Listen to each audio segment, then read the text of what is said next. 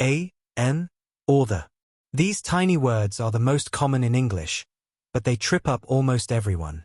Let's fix that in 120 seconds. We have two groups, a and an are indefinite, used for general things. The is definite, used for specific things. Use a or an when you mean any one of something. If I say, I need a pen, I don't care which pen you give me, just any pen. Now, the is for the VIPs. Use the when the listener knows exactly which thing you mean. The pen on the table is a specific pen.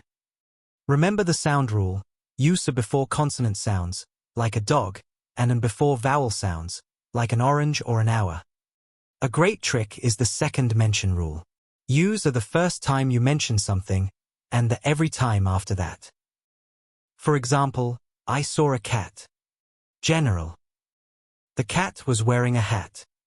Now we know exactly which cat we are talking about. We also use the for unique things like the sun or the internet, and for some countries like the United States or the UK. Sometimes, we use no article at all.